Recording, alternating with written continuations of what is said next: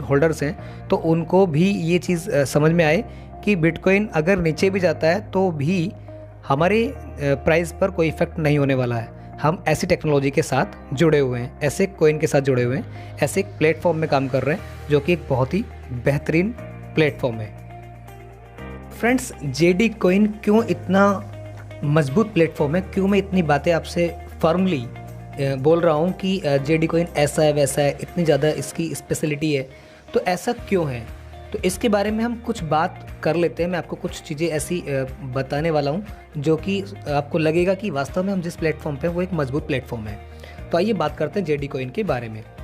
तो दोस्तों, JD coin LLC यानी दुनिया का पहला ऐसा कॉइन है जो कि खुद एक कंपनी है।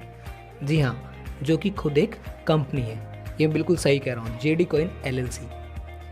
अब जेडी कॉइन जो है फ्रेंड्स, वो फिनसेन में रजिस्टर्ड है, यानी कि MSB का सर्टिफिकेट भी जेडी कॉइन के पास अवेलेबल है। तो फ्रेंड्स, जेडी कॉइन इतने सारे जो गवर्नमेंट के जो भी लीगलिटीज़ हैं या फिर जो भी लीगल सर्टिफिकेट्स होते हैं वो सारे के सारे जेडी कॉइन के पास हैं। यानी अगर हम एंटी मनी लॉन्ड्रिंग की बात करते हैं, वहाँ पे भी जेडी कॉइन ने अपना रजिस्ट्रेशन कराया हुआ है। और अगर हम बात करते हैं कि अगर जेडी कॉइन की याहू फाइनेंस में रजिस्टर्ड है, ठीक है, तो और भी कई सारी चीज़ें होती हैं, जैसे IRS हुआ, इंटरनल रेवेन्यू सर्विसेज, वहाँ पे रजिस्टर्ड है। यानी कि जितने भी गवर्नमेंट के रिक्वायर्ड्स जो लीगलिटीज़ हैं, जो सर्टिफिकेट्स हैं, वो सारे के सारे जेडी कॉइन के पास हैं। शायद दूसरी किसी करेंसी के पास, मेरे ख्याल से 9,500 से ज़्यादा करेंसी इस समय मार्केट में किसी के पास इतने सारे जो सर्टिफिकेट्स हैं वो भी अवेलेबल नहीं है। JD coin friends stock market में भी फिएट करेंसी के साथ पेयर्स में ट्रेड हो रहा है।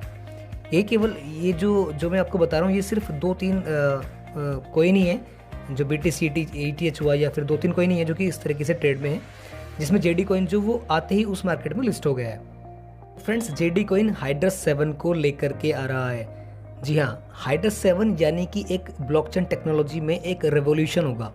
यानी हाइड्रस 7 4th जनरेशन ब्लॉकचेन है, जिसकी जो TPS है यानी कि ट्रांजैक्शन पर सेकेंड है, वो 5 से 8 लाख ट्रांजैक्शन पर सेकेंड होगी। तो दोस्तों, ये अपने आप में बहुत बड़ी बात है। अभी तक मार्केट में किसी के पास इतनी ज़्यादा TPS यानी कि ट्रांजैक्शन पर सेकेंड की स्पीड नहीं अवेलेबल है। तो ये पहला ऐसा कॉइन है जो कि इतनी स्पीड के साथ आ रहा है मार्केट में। यानी कि पहली ऐसी ब्लॉकचेन है, जो कि 4th जनरेशन ब्लॉकचेन है, जो इतनी ज़्यादा स्पीड के साथ मार्केट में आने वाली है। और इतना ही नहीं, इसको 10 से 20 टाइम तक बढ़ाया भी जा सकता है। यानी कि 10 से 20 टाइम्स, यानी 10 to 20 टाइम्स इसको बढ़ाया भी जा सकता है। और फ्रेंड्स, हाइड्रस 7 यानी कि मल्टीपल ब्लॉकचेन के जो कॉइन होंगे उनके लिए भी सपोर्टेड होगा। ये अपने आप में एक बहुत बड़ी बात है। यानी ERC20 या TRC20 या बाइनेंस चेन, सभी में जो टोकन व कॉइन जो भी होते हैं, जो हाइड्रस 7 पर रखे जा सकते हैं। जबकि आपको पता है कि जो अगर हम किसी ERC20 या TRC20 के जो टोकन होते हैं, अगर हम उस पर रखते हैं तो उनको अलग अलग वॉलेट की रिक्वायरमेंट होती है। लेकिन हाइड्रस 7 एक ऐसी स्पेशलिटी के साथ आ रहा है जो आपकी इस तरह की जो प्रॉब्लम्स हो उसको बिल्कुल ख़त्म कर देगा, क्योंकि ये एक ऐसा प्लेटफॉर्म होगा जहाँ पे आप किसी भी जो ERC20 हो या TRC20 हो या बाइनेंस चैन हो, किसी के भी टोकन व कॉइन को उस पर ईजिली रख पाएंगे, जो अपने आप में एक बहुत बड़ा रेवोल्यूशन होने वाला है। एक और चीज़ फ्रेंड्स, एटॉमिक स्वैप, यानी कि हाइड्रस 7 जो है वो उसमें एक एटॉमिक स्वैप भी है। यानी कि इसका मतलब क्या हुआ, यानी फ्रेंड्स, हाइड्रस 7 में जितने भी कॉइन होंगे वो एक दूसरे में स्वैप हो सकते हैं, वो भी बहुत कम फीस के साथ।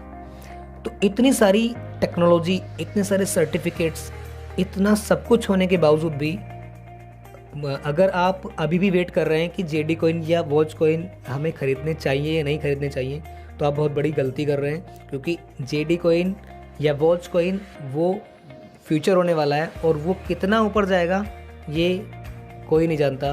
तो वो इसलिए मैं आपको यही सजेस्ट कर सकता हूँ सिर्फ, कि अगर आपने अभी तक जो जेडी या फिर वॉच है उसको नहीं ख़रीदा है तो आप उसको ज़रूर बाई करें, चाहे थोड़ा ही करें, $200 $500 के ही कर लें, लेकिन कर ज़रूर लें।